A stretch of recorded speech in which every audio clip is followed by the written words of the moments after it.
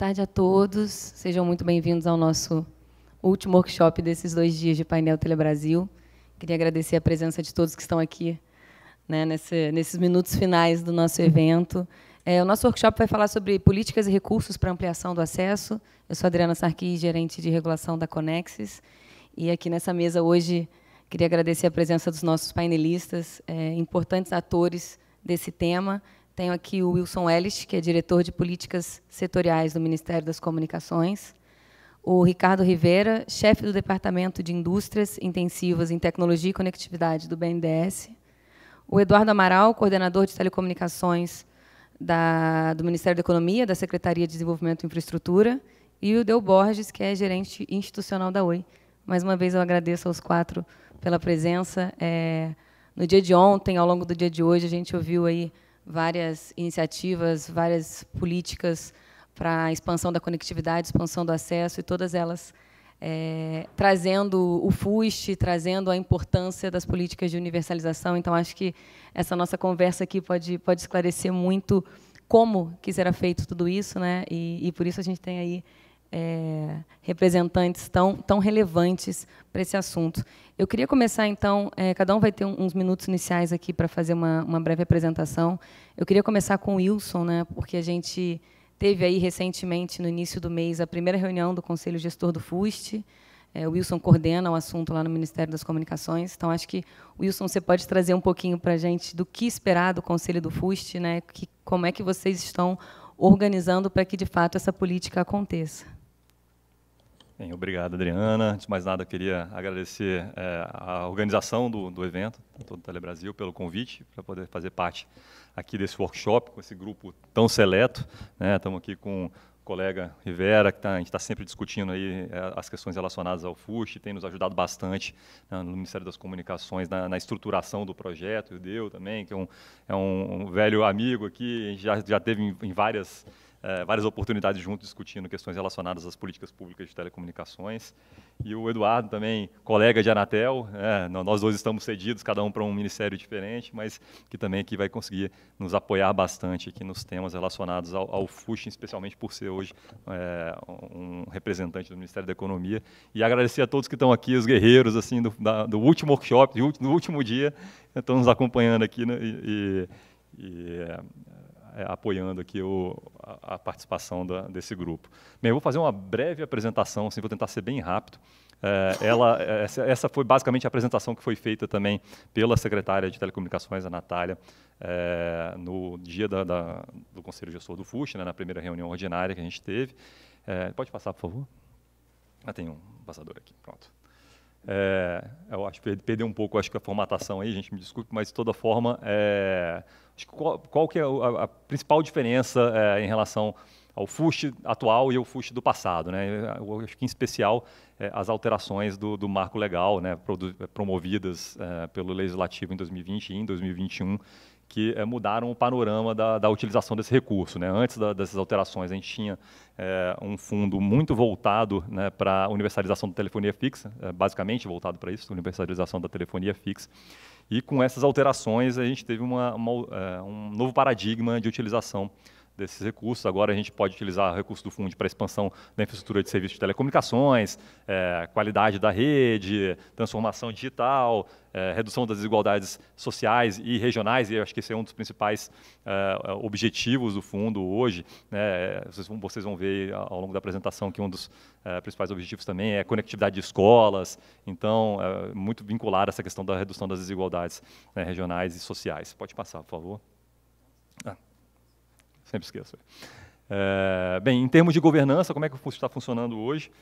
Ele é vinculado ao Ministério das Comunicações, mas as decisões do FUST, elas estão agora divididas com um conselho gestor, né? Um conselho gestor é um conselho multissetorial, né, que é composto por diversos órgãos ministeriais, mas também por representantes das entidades privadas, representantes da sociedade civil. Então, a gente tem ali uma gama de atores ali com suas diversas posições, diversos interesses, e a gente vê isso com muita muito otimismo, né? Porque a gente vê que ali a gente vai ter as discussões em alto nível, sendo todos os elementos, todos os pontos sendo abarcados no meio dessa discussão, e a gente sabe, então, que no final das contas, quem ganha, né, com esse panorama, né, com essa composição do FUSH, vai ser o Brasil. Hoje o Conselho Gestor, então, ele está responsável por aprovar as normas, né, as resoluções do FUSH, fazer credenciamento de agentes financeiros, repasse de recursos, elaboração da proposta orçamentária, né, para que o MCOM possa encaminhar isso para o Ministério da Economia e posteriormente para o Legislativo, para aprovação, e fazer a prestação de contas da utilização desse recurso, né, seja nas modalidades não reembolsável, reembolsável, fundo garantidor, etc., os projetos que vão ser aplicados com o recurso do FUSH. Então, hoje, nas competências do Ministério das Comunicações, o que a gente tem como competências do Ministério das Comunicações, claras, já definidas tanto na lei quanto no decreto que a regulamentou. Objetivos quinquenais do fundo, né, e isso já está em estágio bastante avançado. A gente recebeu da Anatel, né, aprovado pelo Conselho Diretor da Anatel, uma proposta de objetivos quinquenais, mas a aprovação final ela está definida em lei para ser feita pelo Ministro das Comunicações. A gente fez alguns ajustes, né, tentando deixar o escopo da utilização desse recurso mais voltado para a expansão da rede, conexão de escolas, etc., né? Então, a gente fez uma pequena redução de escopo e encaminhamos isso para a nossa consultoria jurídica, mas, obviamente, a decisão final é do Ministro das Comunicações, então, eu não tenho como afirmar que todos aqueles elementos que já estão hoje previstos no processo lá serão aqueles que, no final das contas, vão ser aprovados, mas a gente entende ali que a gente já está bem avançado nessas discussões dos objetivos quinquenais. Aprovamos o regimento interno bem recentemente, então essa é uma outra competência do Ministério das Comunicações. Fazer a seleção dos membros, apresentação de propostas de aplicação vindas de recursos, né, vindas de ministérios não representados no Conselho Gestor também. Então, essas são algumas das competências do Ministério das Comunicações.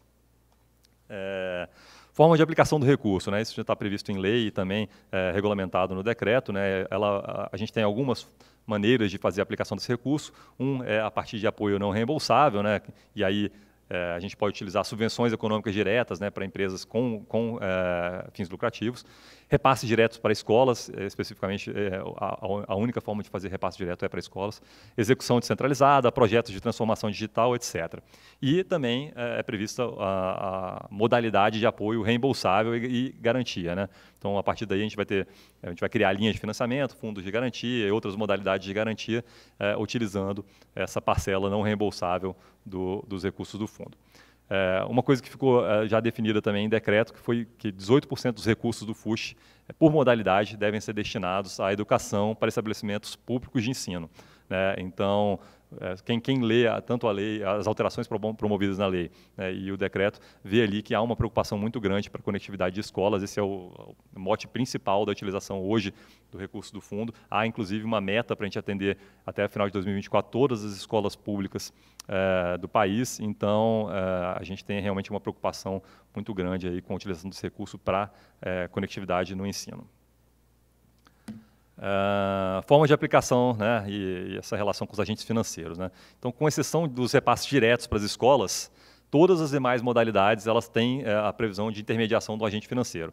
Isso foi definido no decreto. A lei ela permite que você tenha repasses diretos ou indiretos, utilizando ou não agentes financeiros, mas o decreto reduziu um pouco o escopo dessa aplicação e hoje, para repasse direto, só para conectividade de escola, o resto vai ser tudo a partir da utilização de agentes financeiros.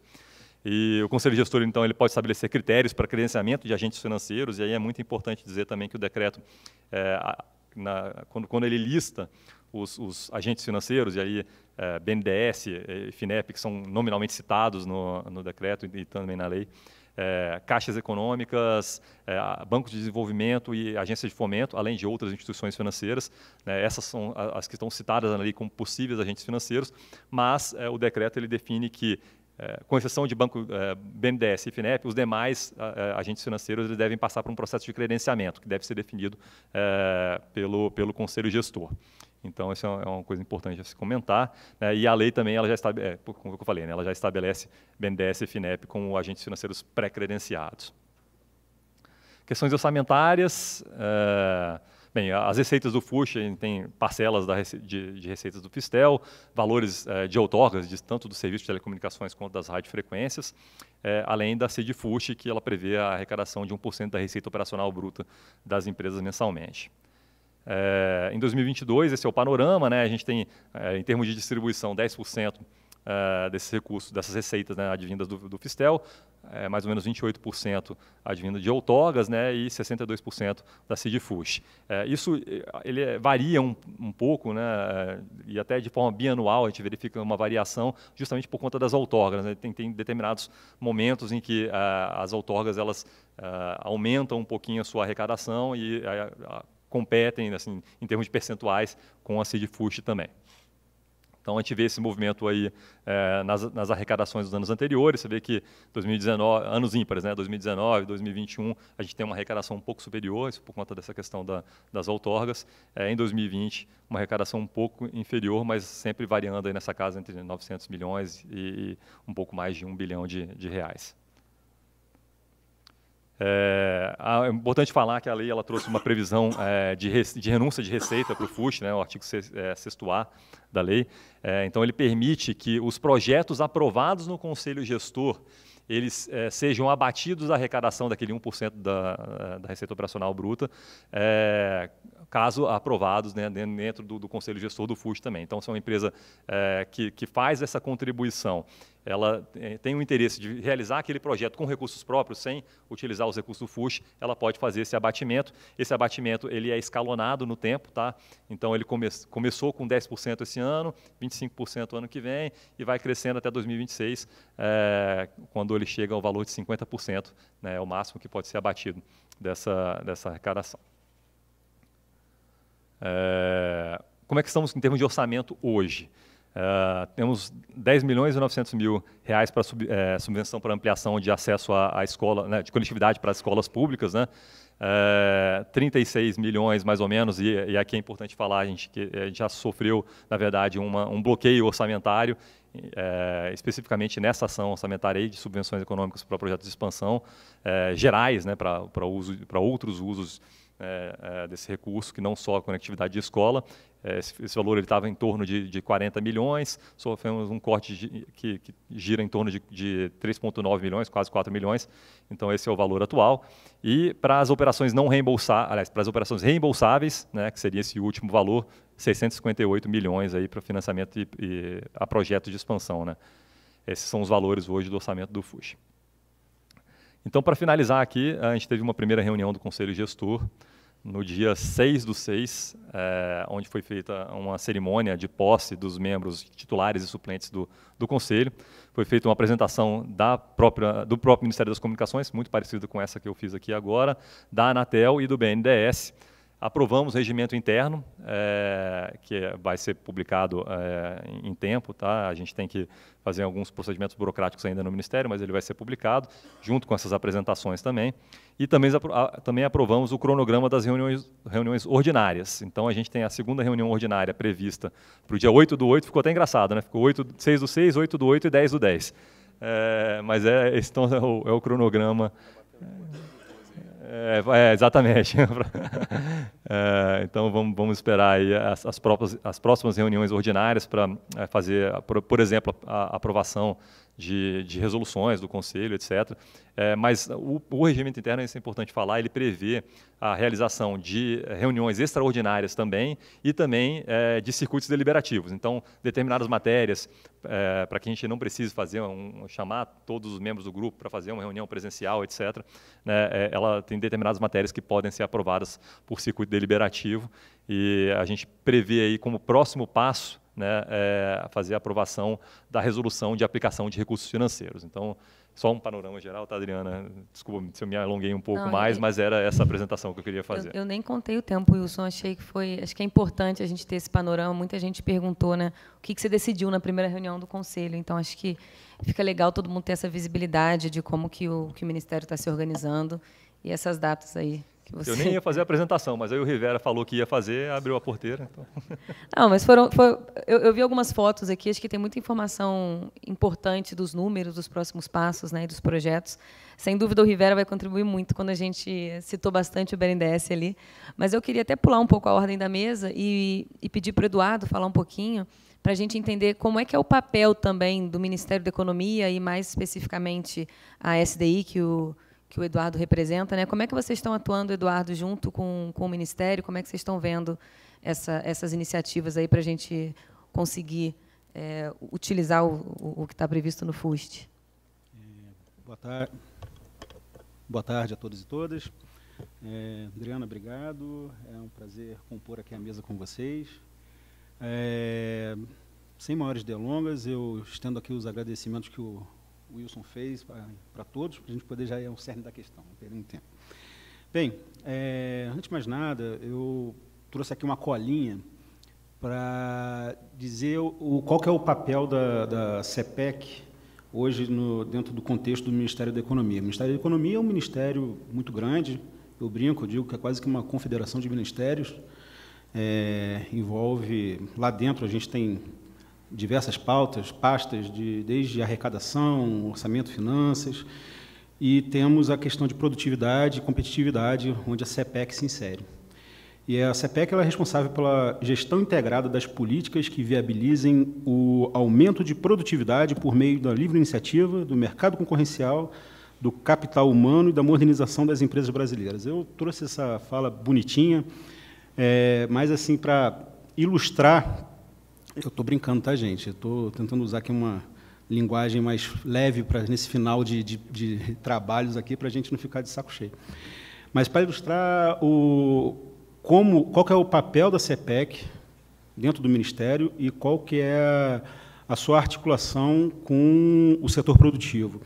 Hoje, a gente tem um papel muito importante de aproximar o setor produtivo das demais pastas do Ministério da Economia e mostrar a importância de algumas políticas públicas para o desenvolvimento do país. E, especificamente, o que a gente está conversando é para poder traduzir para os demais colegas da economia que algumas políticas elas vão trazer externalidades positivas, a ponto de a gente verificar o incremento no PIB e o incremento na economia, né, por si só. Então, a gente trabalha muito alinhado com os ministérios setoriais. Para vocês terem uma ideia, nesses últimos 3 anos e meio, a SDI, que é a Secretaria de Desenvolvimento da Infra, que fica dentro da CEPEC, ela colaborou muito com algumas políticas públicas essenciais para a gente estar aqui hoje, por exemplo, com um leilão do 5G, com esse sucesso todo que ele teve, né? Para vocês terem uma ideia, a gente colaborou no novo marco de telecom, no novo marco regulatório de telecom, colaboramos com a publicação da lei do IoT e do VESAT, que foi uma árdua batalha que minha antecessora, a querida Natália, travou até o último momento, junto lá à SOF, ao STN, à Receita Federal, mostrando a importância de desoneração desse setor.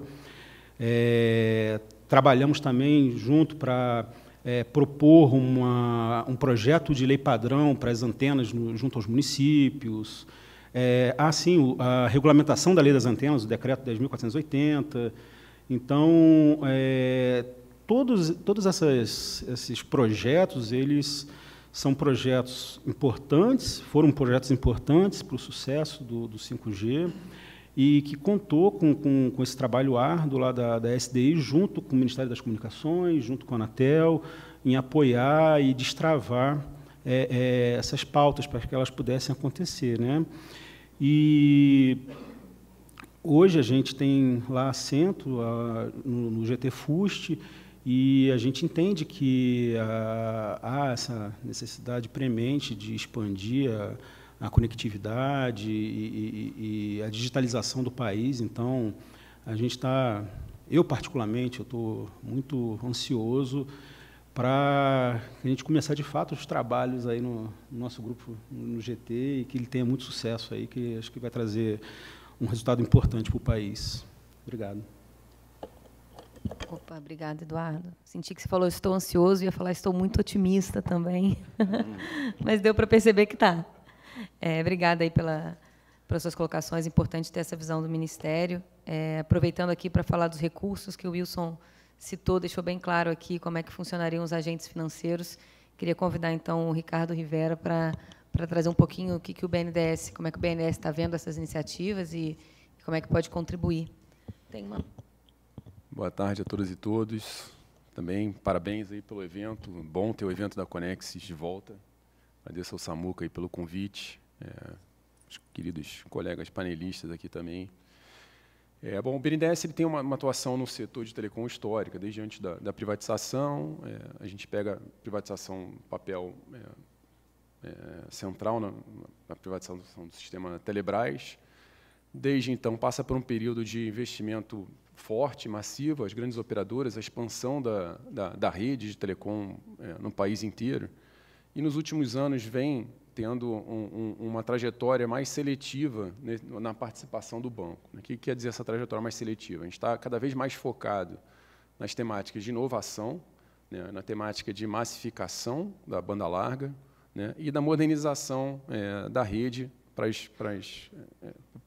que o país usufrua desse benefício de redes mais modernas ao longo do tempo. Então, é uma atuação muito mais qualificada do banco do que um financiamento ou investimento como um todo. Então, é dentro desse contexto que se insere a disponibilidade do banco e o desejo do banco de ser um parceiro de primeira ordem do FUS. A gente entende que o FUS ele tem diversas possibilidades de uso, né? Depois de uma longa trajetória de contingenciamento, hoje ele está disponível nas modalidades que o Wilson apresentou, e a gente trabalhou na época com a Anatel, com o Minicom, para mostrar que é possível, com recursos reembolsáveis, também ter um papel importante dentro do FUS, dado o quadro fiscal que o Brasil se insere, né? Então, a dificuldade... Acho que ninguém no Brasil não queria ter um FUS integralmente disponível, né? As instituições fiscais do país são intensas e é importante ter a criatividade e buscar alternativas de usar esse recurso nas diferentes modalidades. Vai ter não reembolsável, vai ter reembolsável, vai ter garantidora. É um pouquinho do que eu vou mostrar que o banco já vem fazendo de instrumentos que podem alavancar o recurso do FUS na sua implementação, né? Então, para quem... Acho que muitos devem conhecer o banco, pelo menos de nome, mas o banco está lá centralizado, basicamente, no Rio de Janeiro. A gente não tem agência bancária, então... ou a gente faz créditos acima de 10 milhões direto aqui para o setor de telecom, para as operadoras ou provedores, ou abaixo de 10 milhões a gente faz valer de uma rede de distribuição de crédito que o banco construiu há mais de 60 anos. Aí são mais de 50, em torno de 50 agentes que hoje rodam canal de distribuição de crédito. Aí já é algo que a gente vem conversando com o Ministério. O banco ele tem esse... dado que BNDES e FINEP são agentes credenciados já do FUS, para evitar uma necessidade de credenciamento em massa de todos os possíveis agentes financeiros, é possível lançar mão dessa redistribuição, por isso que eu vou me atentar um pouco mais aqui nos instrumentos indiretos, né? Então, comparando com os provedores, né, você tem basicamente, no apoio direto, o banco vai atingir 30, 50 provedores e operadores. Abaixo disso, a massa de provedores tende a ser atendida por canais indiretos em operações menores, né? Então, enfim, instrumentos de apoio ao banco nas linhas diretas, tem instrumentos tradicionais de apoio ao setor, vem trabalhando com o Funtel, também é uma experiência que o banco traz para poder rodar o FUS, que é um fundo, vamos dizer, co-irmão, né?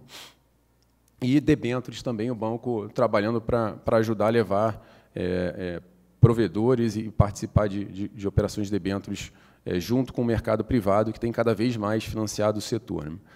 E aí, no indireto, a gente está espelhando essa experiência do Funtel em desenvolver instrumentos indiretos, a gente vai acabar beneficiando bem a aplicação do FUS, né? Tanto usando o instrumento tradicional do banco, que é o FINAME, mas aí colocando as condições do Funtel no FINAME, quanto estruturando fundos de crédito, eu vou falar sobre isso, e fundos garantidores também, como forma de alavancar crédito lá na ponta, né? Então, basicamente, sintetizando, são esses 4 valores aqui que a gente está, serviços, valores, apoio, que a gente está buscando trazer para o FUS, o financiamento direto, financiamento indireto, a estruturação de fundos, tanto de crédito quanto de garantia, e também uma experiência de atuação não reembolsável que pode ser utilizada pelo FUS. Vou comentar também um pouquinho mais à frente. Tá? Então, do ponto de vista dos canais indiretos do banco, isso aqui é um dado importante de ser revelado, né? O sistema bancário no Brasil, todo mundo sabe, ele é extremamente concentrado. Então, 70% do crédito do Brasil é feito basicamente por 5 bancos. Né? Quando a nossa carteira, a distribuição, os canais do banco acabam desconcentrando esse crédito naquilo que passa pelos canais do BNDES. Né? Então, você tem uma inversão, né? Os grandes bancos representam 40% do repasse do BNDES, e aí cooperativas de créditos, fintechs e outros canais que podem ser utilizados para potencializar o FUS aqui, eles representam 60% hoje do desembolso do banco. Tá? Um pouquinho dos modelos possíveis aqui para servir de ponto de partida aqui para os debates. Né? Então, isso aqui é o modelo clássico do banco, né? Ao invés de fazer a operação direta, a gente faz indireta via esses mais de 45 agentes, são 47 hoje que já estão plugados na plataforma automática lá do banco para repassar. Então, esses agentes vão repassar, aqui a gente vai começar com o Finame Funtel, que já está regulamentado, a gente já vem rodando, repassando o crédito do Funtel para provedores que vão comprar equipamentos, comprar fibras de fornecedores locais, isso aqui dentro de uma lógica do Funtel. Uma outra forma de irrigar de crédito esse setor, e aí por meio de uma desbancarização, sem intermediação de um banco, é a construção de fundos de crédito. Né? Então, aqui a gente fez para o Funtel e está pensando em como fazer e projetando como fazer isso para o FUS. Tá? Qual era a situação? A gente tinha um fornecedor, que aqui é a Padtech, que desenvolve produtos e equipamentos no país. Esse fornecedor, ele, para ser competitivo, ele financia as suas vendas, né, para ser competitivo no mercado, financiava as suas vendas em 6, 12 meses e ficava com esse recurso ali no contas a receber na sua totalidade. Aqui, pegando um número não necessariamente real, por exemplo, ele podia estar financiando 100 milhões de suas vendas. Né? O que a gente modelou com eles? Ao invés de você colocar 100 milhões nessa comercialização, vamos fazer um fundo em conjunto, vocês colocam 80 milhões, vocês colocam 20 milhões, a gente coloca 80 milhões, e esses 100 milhões passam a financiar provedores na ponta num prazo mais longo e numa taxa mais baixa. Então, com essa modelagem, o fabricante ele ganhou competitividade, que é o objetivo do Funtel, porque passou a financiar num prazo mais longo e numa taxa mais baixa, e, ao mesmo tempo, os provedores passaram a ter acesso também, do outro lado, a uma linha com um prazo melhor e uma competitividade melhor. A gente entende que é possível fazer uma modelagem dessa também, pensando no recurso do FUS para levar banda larga onde não tem. Tá? E, por fim, fundos de garantia. Né? O banco tem uma experiência já com fundos garantidores. Né? A gente está discutindo aqui em que medida faz sentido aperfeiçoar os fundos existentes, como o FGI, né? Em que medida tem-se a necessidade de fazer um fundo garantidor específico para a telecom. Tá? Então, basicamente, esses 3 mecanismos aqui juntos, né? Não vai ter bala de prata, né? Eles vão se somar aqui para buscar potencializar a capilaridade do recurso do FUS lá na ponta. Aí, por fim, o último slide, aqui a nossa experiência com não reembolsáveis. Né? O banco também pode se integrar ao esforço de conectar escolas. Isso foi um projeto piloto que o banco com outros parceiros privados, com a Cisco, Fundação Lehman, Itaú, a gente colocou recursos não reembolsáveis, né? Mas dentro de um modelo de atuação que não pensa só na conectividade, mas sim a conectividade, a capacitação, a infraestrutura e, mais do que isso, parte de uma visão pedagógica de uso das tecnologias por parte das redes de educação e com um sistema de avaliação concebido ex ante. Né? A ideia aqui era prototipar e identificar modelos que funcionam em termos de custo, impacto, em termos de aprendizado, etc. Então, isso foi uma chamada pública, a gente pegou, foram 11 municípios aí em 5 estados, pegando 17 redes, 400 escolas e na faixa de 160 mil alunos. Né? Os primeiros resultados estão começando a sair dessa modelagem. A gente entende que o banco pode colocar e casar recursos não reembolsáveis do lucro do banco para se somar aos recursos do FUS em iniciativas similares a essa. E aí fico à disposição para o debate. Obrigada, Rivera. Muito bom ver toda essa experiência do banco. Sem dúvida vai contribuir aqui, né, para a nossa utilização dos recursos. Queria aproveitar também aqui a presença do Ildeu Borges, que é gerente institucional da Oi. E o Ildeu tem uma expectativa muito grande das operadoras, né, que a gente possa, de fato, realizar projetos, utilizar esses recursos. Então, queria nessa sua fala inicial, ver como é que está a expectativa de vocês, né, como é que vocês estão vendo todas essas iniciativas, aí, tanto, né, um pouco do que o Wilson falou, o Rivera e o Eduardo, como é que o que você pode trazer para a gente da visão da Oi, né, e até aquilo que é do setor também. Obrigada. Tá. Boa tarde a todos. Obrigado, Adriana. Queria agradecer muito a Conexis pelo convite também. Eu queria falar um pouco antes, Adriana, do desafio que a gente tem pela frente, né? Não sei se todos viram, né? Saiu recentemente a última pesquisa da CETIC, que anualmente eles pegam e veem, né, quantas residências têm acesso à internet, né? E dão um bom panorama do problema. A que saiu em 2021, o resultado foi divulgado recentemente. Eles viram que atualmente nós temos 82% das residências com internet, e aí de qualquer tipo de acesso, tá? Sendo que os gaps, né, estão basicamente na área rural. São 71% das residências na área rural que tem internet. E quando a gente olha também para as classes mais baixas, né, classe D e E, só 61% tem, né? E aí, esse retrato ele mostra claramente o que... eu acho que todos aqui, principalmente quem está nas operadoras, conhece, né, que a penetração da internet ela não é maior. Primeiro, pela renda, né, da nossa população. Nós temos um percentual da população com renda muito baixa, e também pelos desafios da gente estar atendendo um país continental, né, com áreas como a Amazônia, né, onde o acesso ele é muito difícil de ser levado nessas áreas, né, e quando ele é levado, ele tem um custo alto, o que acaba levando ao segundo fator, que é a questão de renda, né. Todas essas iniciativas que estão sendo feitas nesse momento, a gente vê obrigações do 5G, o próprio FUST, né, que finalmente, né, está saindo agora, né, e é uma ótima notícia, né, para todo o setor, todo mundo estava esperando isso. As obrigações de adaptação, né, a gente, enfim, que provavelmente vão contemplar também esses tipos de infraestrutura de acesso, tá, principalmente para municípios, né, que não estão contemplados. A tendência é que a gente consiga diminuir parte desse gap, né? Mas tem um pedaço desse gap que dificilmente ele vai ser resolvido sem algo parecido com o FUST mesmo, né, com a política pública voltada para recursos, né, que possam ser utilizados para fazer com que pessoas que sejam muito pobres, né, ou que estejam em locais muito distantes sejam atendidas.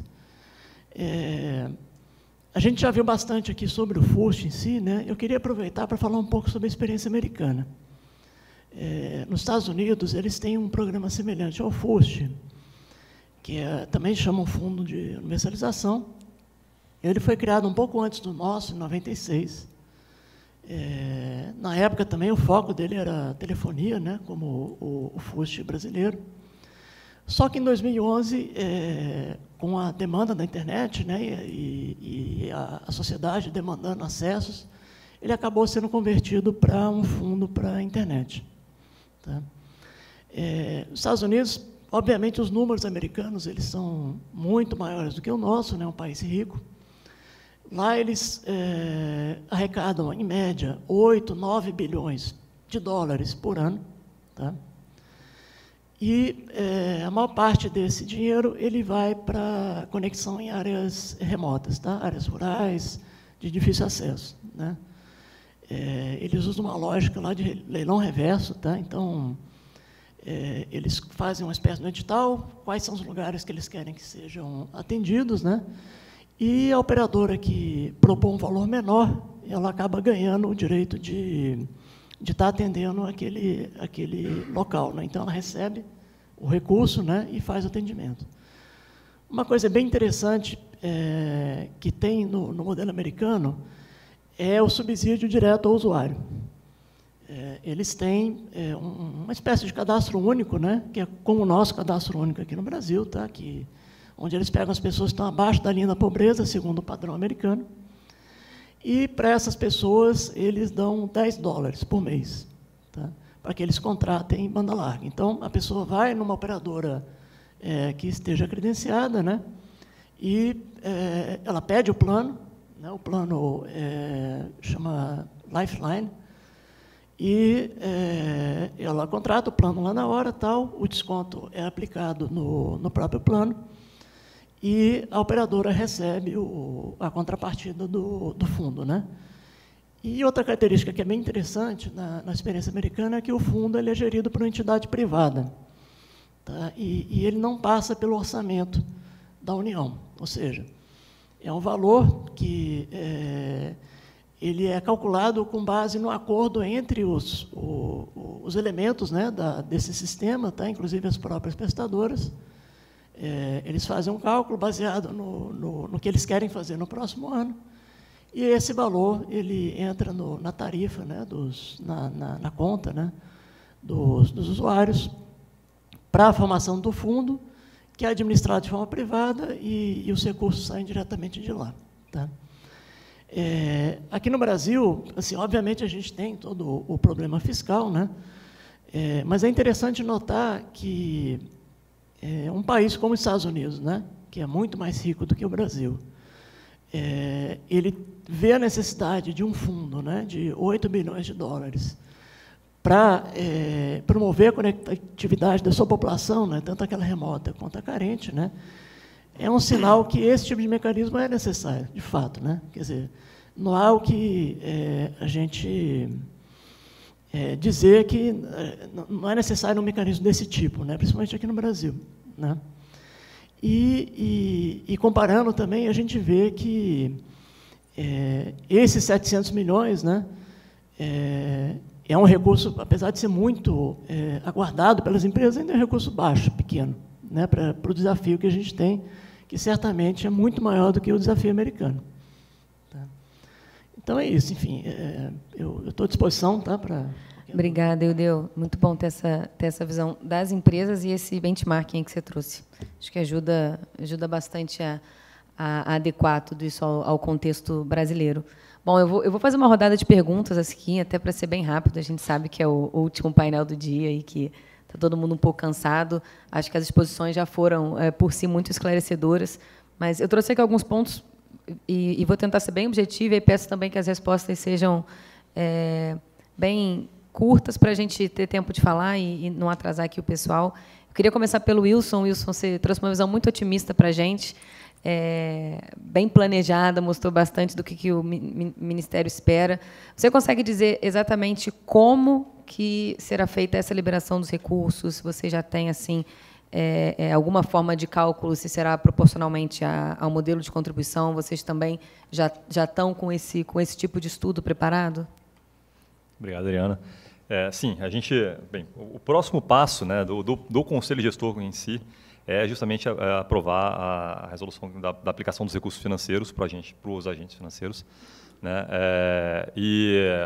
obviamente, assim, que a gente fica restrito às regras orçamentárias para fazer a aplicação desses recursos, né? Então, anualmente a gente consegue fazer a execução orçamentária do crédito, mas, obviamente, que a gente depende, como parte da sua pergunta, né, a gente depende da arrecadação, né, a arrecadação ir acontecendo para a gente poder efetivamente ter a receita e fazer a execução financeira, né? Então, acho que talvez o Eduardo possa até falar um pouco melhor sobre isso, mas o FUST, como outros fundos que estão previstos na lei orçamentária anual, ele segue as regras do orçamento, tem previsões de eventuais bloqueios, né, de orçamento. Esse ano, eu já dei um exemplo ali, a gente sofreu um bloqueio em uma das ações orçamentárias, né, de operações não reembolsáveis, Obviamente que as operações não reembolsáveis elas têm um pouco mais, elas ficam um pouco mais sujeitas a esse tipo de bloqueio, né, porque elas têm um efeito direto aí na despesa primária.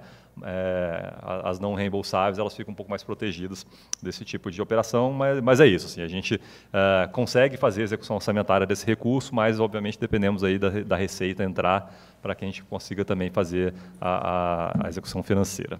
Ótimo, obrigada, Wilson. Vou até já direcionar para o Eduardo, já que você falou, né, se o Eduardo tiver alguma complementação, e até perguntar como é que você vê, Eduardo, a gente está vendo aí que surgem vários projetos, né, construção de infraestrutura, como é que a gente também conseguiria gerenciar para que não houvesse, digamos, um desperdício, uma má utilização dos recursos, né? Então, se você puder complementar aqui o que o Wilson colocou, tendo um posicionamento de vocês, e também olhar por esse viés, né, do uso eficiente dos recursos, digamos assim.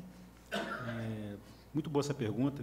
Lá no âmbito da SDI, a gente já emplacou alguns projetos justamente com esse objetivo, de trazer mais eficiência à execução dos recursos públicos, né? E aí, nesse sentido, eu trago luz o 5 Case Models, o modelo de 5 dimensões, que é um modelo que a gente trouxe da experiência inglesa, que visa... é um modelo... É um projeto que, antes do tomador de decisão, antes da política pública começar a ser pensada, você faz um planejamento prévio para poder trazer eficiência, de fato, aquele investimento em infraestrutura, para evitar da gente ver, como já aconteceu no nosso país, de obras de infraestrutura se tornarem elefantes brancos, serem abandonadas no meio do caminho e ter esse dispêndio de recursos assim, que a gente já conhece, né? Um outro projeto é a ACB, que é a Análise Socioeconômica de Custo-Benefício. Então, uma ACB robusta, ela ajuda a trazer também essa eficiência na aplicação dos recursos, né? E, por óbvio, acho que uma outra joia da coroa é o PILP, né, que é o Plano Integrado de Longo Prazo da Infraestrutura. Esse plano ele contou com o apoio do setor, e eu quero até agradecer a Conexis, que contribuiu muito com o plano. É um plano de 30 anos.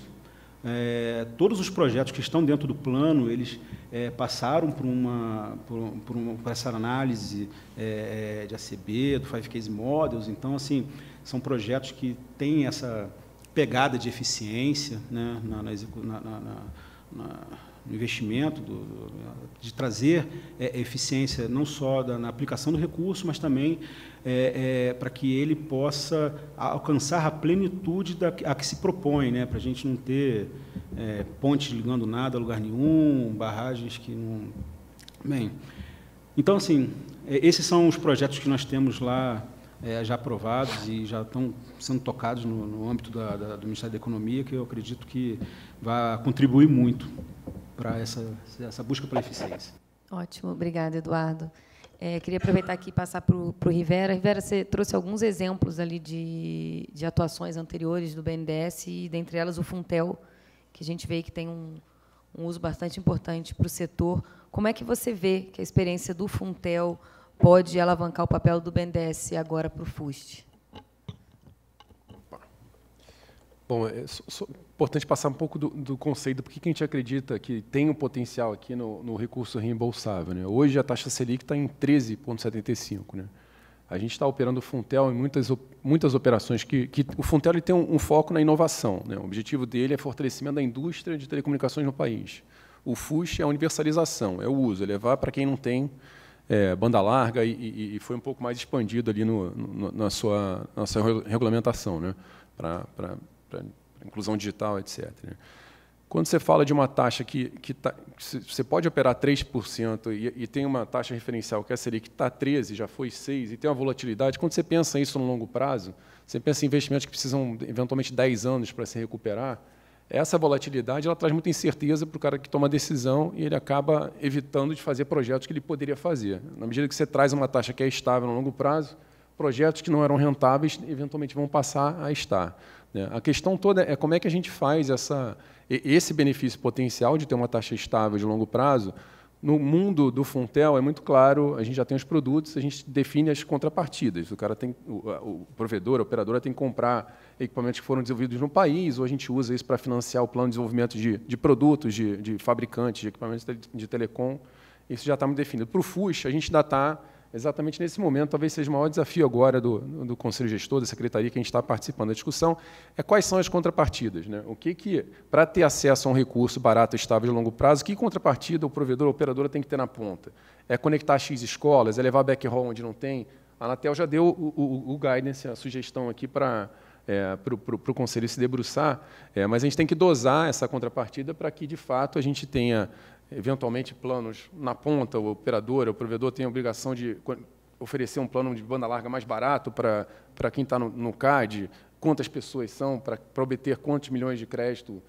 Então, toda essa dosagem aqui de contrapartidas, fiz avisos objetivos, né, educação claramente é um objetivo central aqui do FUSH, é o desafio agora para se potencializar esse recurso que tende a ser, espero estar errado, né, mas ele tende a ser majoritariamente reembolsável, pelo menos nos próximos anos, o recurso do FUSH. Então, esse é o principal desafio. E do Funtel, a gente traz esse aprendizado de operação direta, indireta, de fundos de crédito, que são canais diferentes para chegar ao objetivo de capilaridade ou de potencializar o uso de tecnologia no país. Obrigada, Rivera. Super claro aqui para a gente.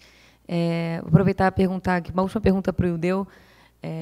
O Rivera até falando um pouco dessa experiência, citando aí as operadoras, os ISPs, a gente está vendo uma mudança no mercado, nos modelos de negócios. A Oi, inclusive, é uma aí das principais empresas que tem passado por grandes mudanças. Como é que você vê o uso do FUST nesses novos modelos de negócios também, né? Existe esse tipo de expectativa da parte de vocês? Como é que vocês avaliam para a empresa, né, os próximos projetos, enfim, o que pode ser aproveitado? Tá. Hoje em dia, né, e a Oi foi pioneira nisso, né, a gente tem a questão da rede neutra, né, que é uma variável nova nessa equação do uso do FUST, né. Eu acho que quando todo mundo, inclusive a gente mesmo, né, quando pensava no FUST no passado, né, sempre pensou no FUST como um recurso para investimento, né, em rede, né, enfim, que pudesse ser utilizado para universalização. Só que agora a gente tem um personagem novo, né, que é a rede neutra, né, e ela passa a ter um papel até mais importante nas áreas que são mais carentes, porque são áreas onde você tem uma maior dificuldade de rentabilizar o investimento, né, e onde um investimento que seja feito de forma compartilhada, ele tende a fazer mais sentido, né. Então, assim, uma das possibilidades é que o FUST seja utilizado também por essas redes, tá? A outra é, à medida que as empresas, e aí partindo da premissa que essa é uma tendência, né, começarem a se focar na prestação do serviço em si, né, e não mais na rede, né, que o FUST também proporcione, dentro desse objetivo de universalização, a oferta de serviço, né?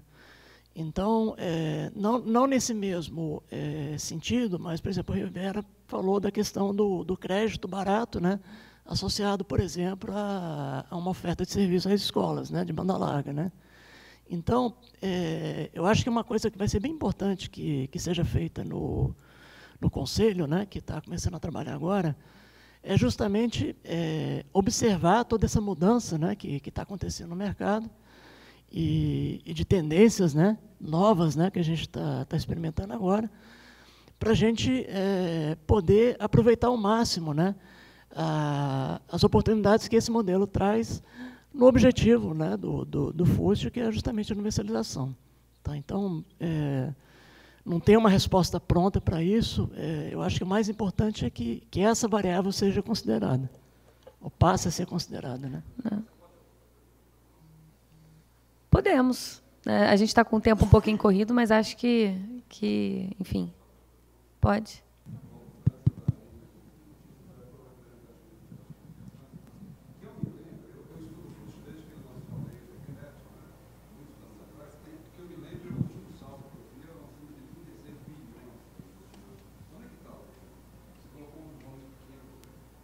Assim, por muito tempo, o FUST ele foi utilizado para superávit primário, né? Então, agora a gente está no momento em que ele foi destravado para outras aplicações e esse recurso agora vai ter que ser arrecadado para utilização para esses outros.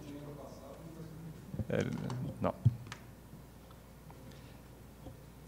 Não, tá ok. Alguém, não sei se alguém gostaria de levantar mais alguma pergunta?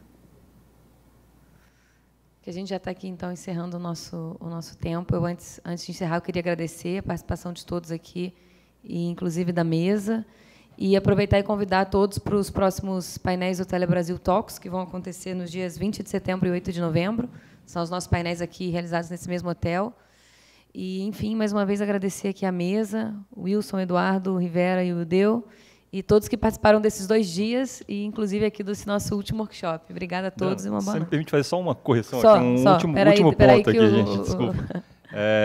Não, é porque na minha apresentação tem um ponto importantíssimo que eu esqueci de colocar, de aprovação na última reunião do Conselho Gestor, né, que é, como vocês viram, um dos principais focos da utilização desse recurso do FUST hoje é a conectividade de escolas. E lá foi aprovado a criação de um GT específico para esse projeto, o GT Escolas, que tem a participação, obviamente, de indicados de todos os membros do Conselho, mas só para a gente pontuar a importância desse tema para a gente, conectividade de escolas no Conselho Gestor. O Conselho Gestor ele tem um funcionamento que é quadrimensal, só que a nossa secretária executiva e presidente do Conselho deixou claro a preocupação dela com a celeridade, né, das discussões dentro do Conselho, para a gente não ficar esperando as reuniões ordinárias para avançar nos temas. Então, a gente pretende ter novidades aí muito em breve em relação às discussões dentro do próprio Conselho Gestor. O GT de escolas, inclusive, com a coordenação do Ministério da Educação, né, que